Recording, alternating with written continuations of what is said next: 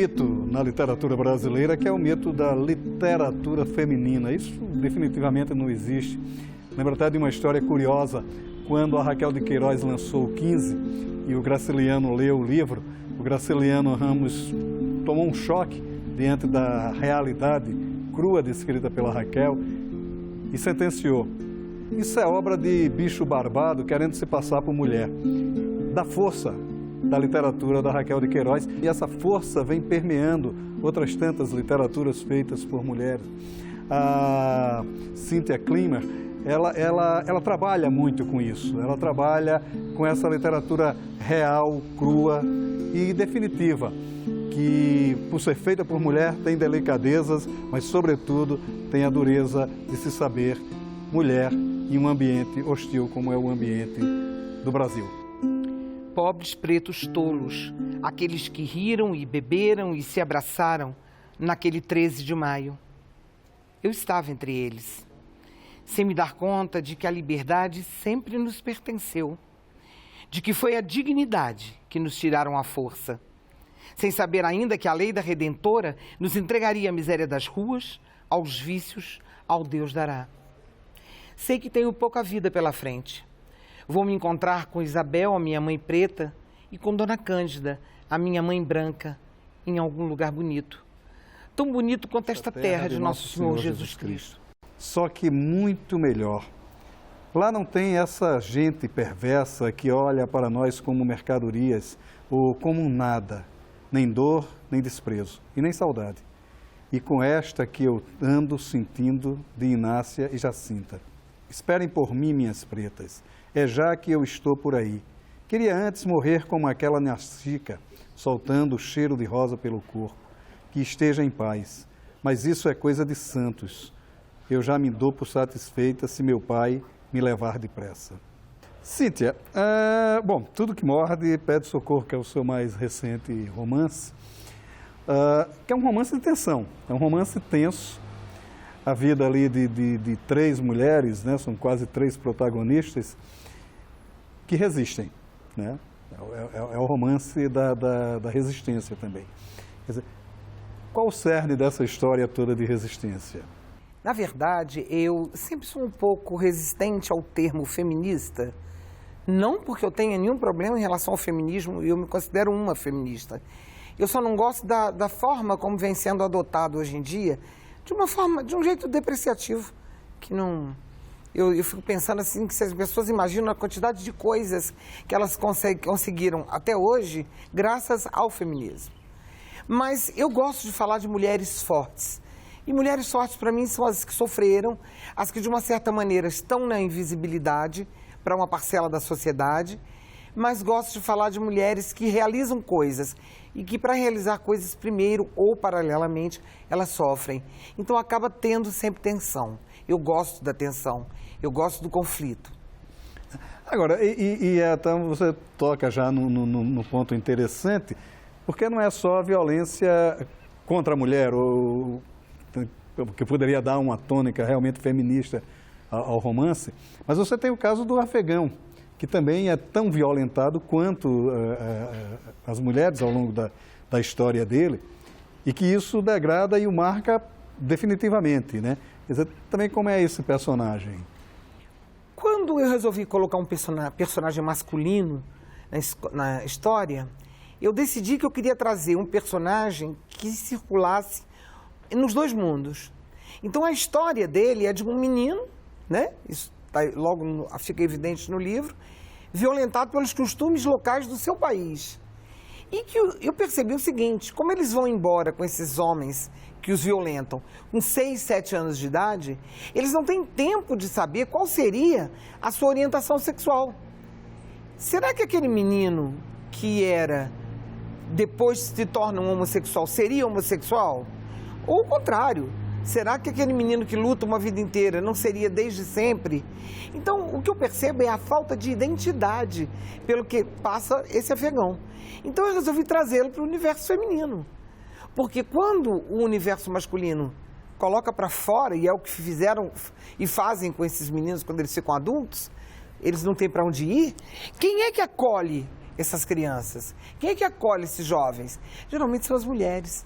Então eu quis trazê-lo, para ele fazer parte desse universo feminino de não aceitação, e exatamente de não saber onde ele está, na história dele próprio, dele mesmo.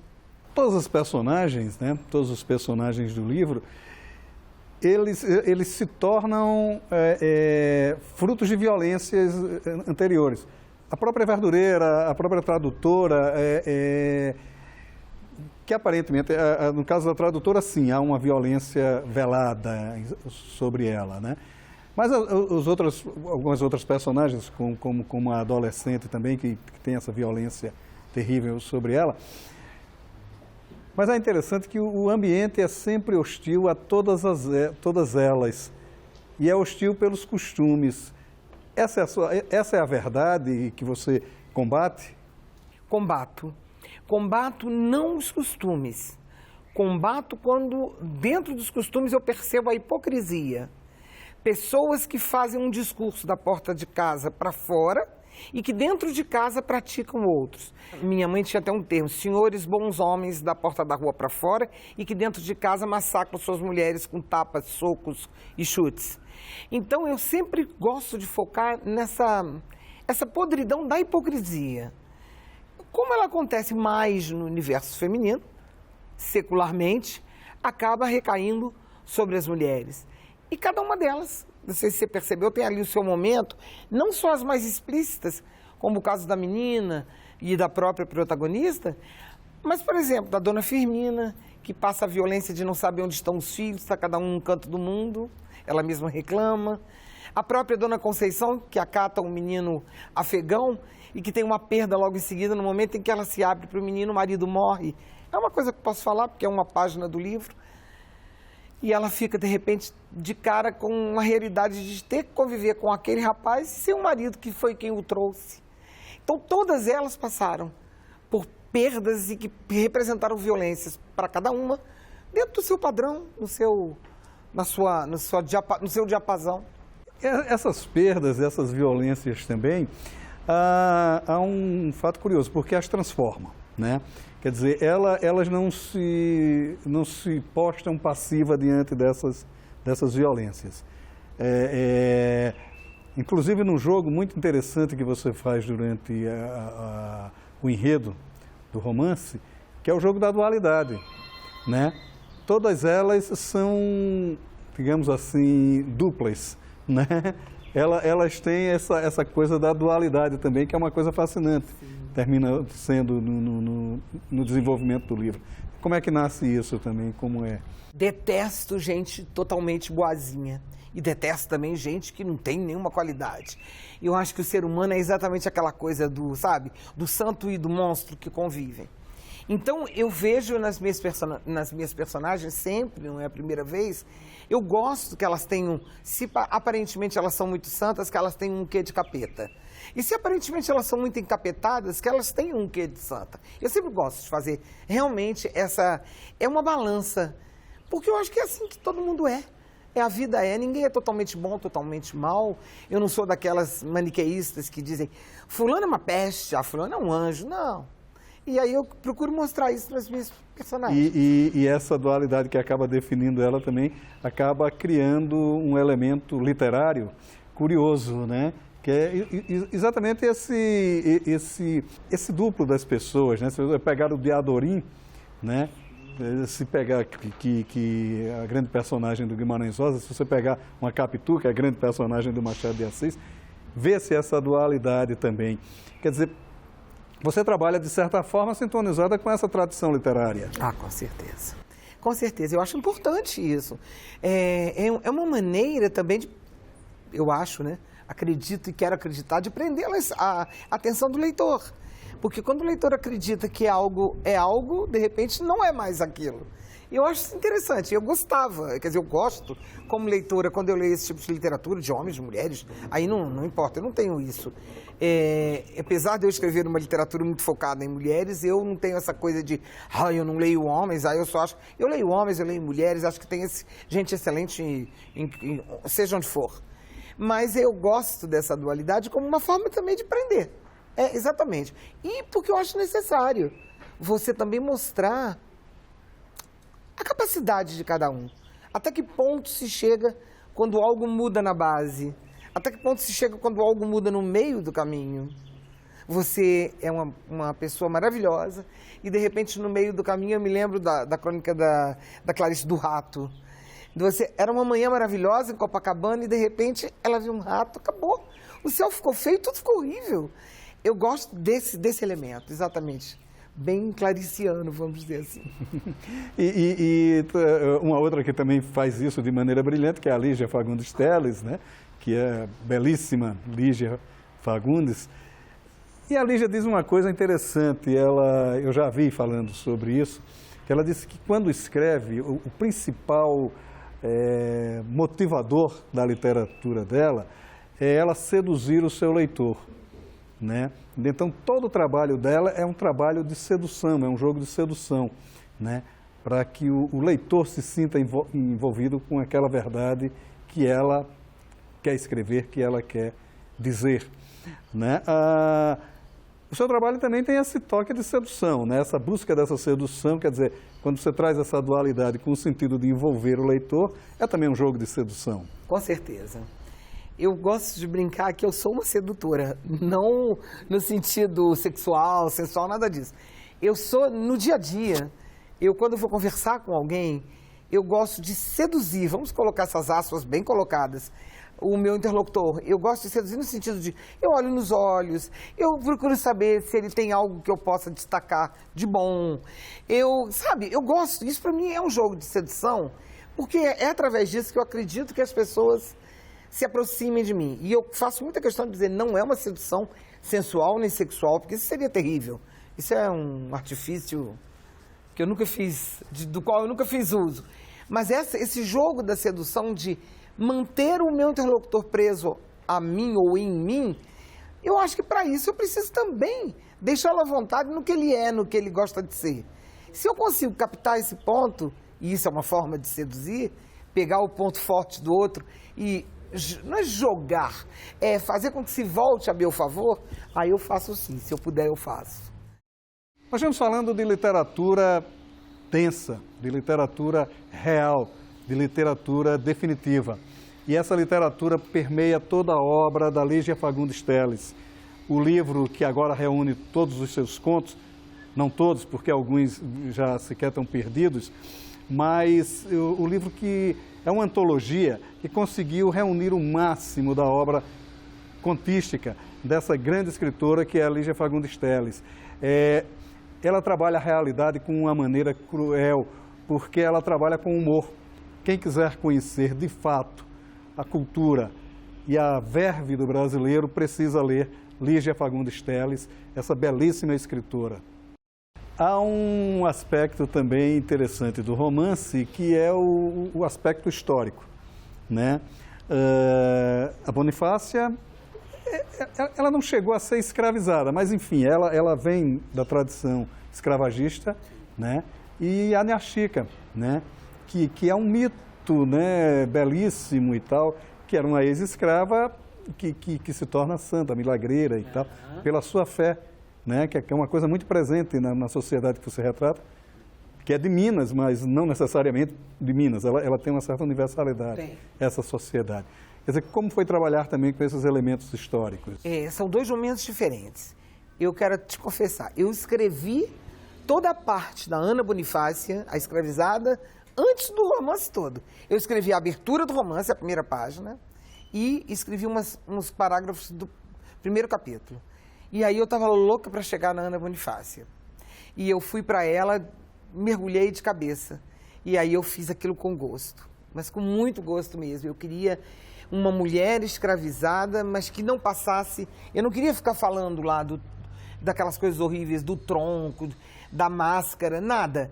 Eu queria falar de uma mulher escravizada que ela, na realidade, ela era muito mais escravizada por aceitar ficar onde ela ficava, na fazenda, vivendo como uma branca. É como ela diz, ela dormia em lençóis de lavanda. Ela aprendeu a ler porque ela era filha, aquela filha que ninguém podia comentar, né? do senhor da fazenda, do senhor, o fazendeiro local. Ela aprende tudo e ela vive como uma branca e ela acha que ela é privilegiada. No momento em que ele morre e ela é posta para fora, e que aí começa a história, que não tem problema também eu dizer isso, ela percebe que ela talvez fosse muito mais escravizada do que as outras. Porque as outras estavam ali sofrendo, vendo o dia a dia, a realidade nua, dura, crua, e ela não. E ela tem então esse choque, tanto que no início ela diz que ela é parda, aí depois ela aceita que ela é negra, e como elas falam, ela é preta, minhas pretas, como ela chama. Eu achei assim, eu me emociono com a personagem, porque eu sei que houve muitas.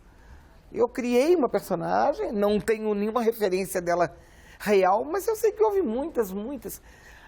A história está aí para a gente reler à luz das entrelinhas que foram esquecidas. E é interessante que você toca numa ferida curiosíssima aí, que é a questão do abandono dos ex-escravos ao Deus Jará, enfim, eles não têm qualquer...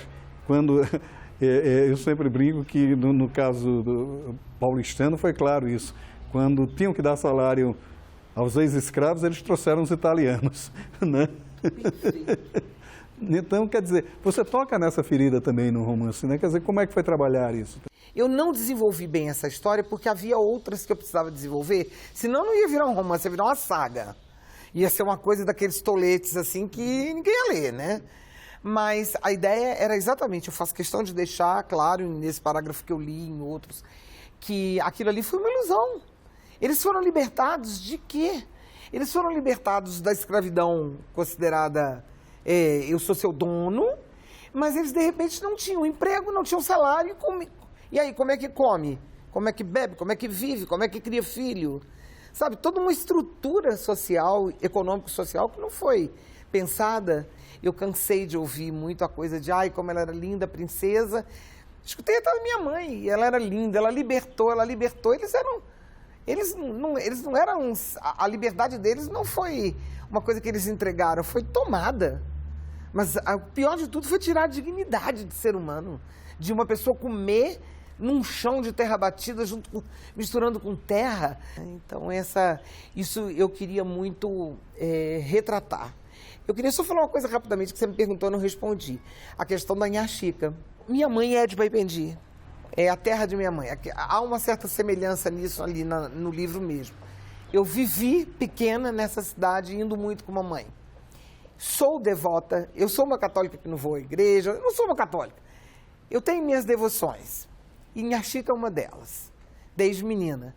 Eu quis homenagear de uma certa maneira, e ia ser por outro lado, nem sei se eu ia colocar. Estive no Rio, e um pesquisador amigo meu, Marco, disse assim, você é devota de Nhá Chica? Eu sou, mas eu também. E aí no dia seguinte ele me trouxe um livro, Nhá Chica, perfume de rosas. Aí eu, meu Deus, é porque tem que ser, ela tem que estar no livro mesmo. E aí li, é uma delícia, é um livro escrito por um italiano. E aí em Nhá Chica eu coloquei, você vê que eu coloquei de uma maneira mais leve, de uma maneira até informal demais. A personagem conversa com Nhá Chica de uma maneira até informal demais. Não é como quem fala com uma santa, uma beata, né? Mas eu tenho muito carinho por Nhá Chica, muito. E eu particularmente conheci menina, pessoas já idosas, que eram filhas desses que ela cita em vários livros escritos sobre ela, são citados, né? E as histórias... E escutei de um médico que era completamente ateu, ele dizer, o que ela realizou na minha avó, eu era menina e me lembro, e minha avó, e foi... Se aquilo não é milagre, eu não quero falar disso porque eu sou ateu. Cada um tem crença ou não tem crença, de acordo com... Isso aí não é impingir no outro crença, é uma coisa muito chata e ridícula. Mas eu tenho. E aí eu quis homenagear ela de uma certa forma. Ela salpica o livro. Foi isso. E há um aspecto também interessante, porque a escravidão foi muito cruel, né? Mas a forma como ela acabou também suscitou enganos, né?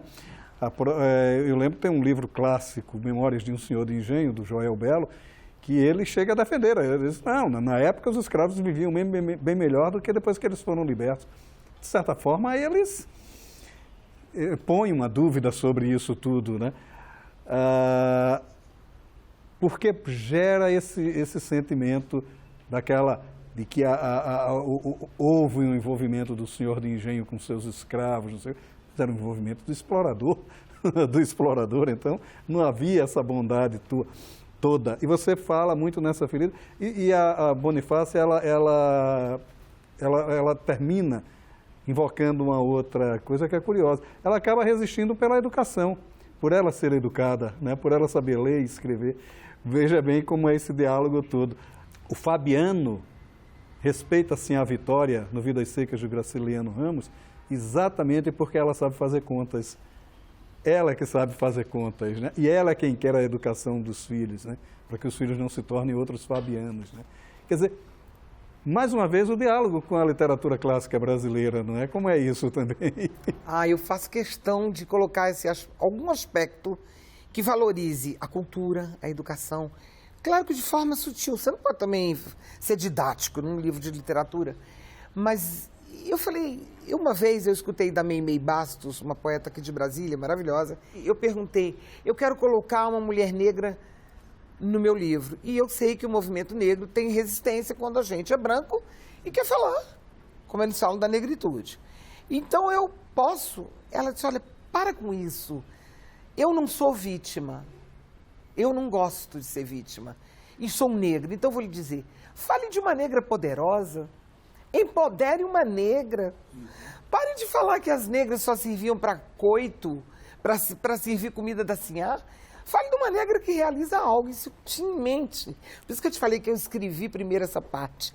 E quando eu escrevi que ela se torna uma professora, uma mulher o teatro que ela cria, de como ela sobrevive depois que acaba a escravidão, eu queria homenagear, sim, esse lado de que era uma negra poderosíssima. Ana Bonifácia foi uma negra poderosa, e como ela, houve muitas que a história não deu voz. Esse poder, de certa forma, já está nelas, né? A resistência só faz aflorar, não é isso? Bom, na realidade, o poder sempre está na gente. Em qualquer coisa, numa criança. Se você olhar, uma criança tem poder. Às vezes, dentro do jeito dela, ela obriga uma mãe a fazer o que ela quer, e às vezes ela fala pouquíssimas palavras, já notou? Aí a mãe, ela faz assim, e a mãe diz assim, não, fala o nome, ela faz, Aí a mãe fala assim, fala o nome, ela, faz uma birra, e a mãe vai e corre e faz. Pronto, ela mandou na mãe. Olha que poder. Ela sabe o poder que ela tem sobre a genitora. Eu acho que todos nós, as mulheres, sempre tiveram. Mas nas mulheres isso é sempre sufocado. Eu acho que, eu posso dizer que hoje em dia nem tanto. E, inclusive, eu não posso falar muito, porque eu venho de um matriarcado, Maurício. Eu não tive esse problema nenhum de ser sufocada em nada. Mas eu acho que o poder já está nas pessoas. O despertar disso, o enxergar, o descobrir, o desenvolver e o aplicar é que é um processo que algumas mulheres, está sendo visto, estão tendo isso agora como uma grande novidade. Elas estão conseguindo enxergar e realizar. Outras ainda não veem, outras não querem, né? Elas preferem ficar como sempre estiveram.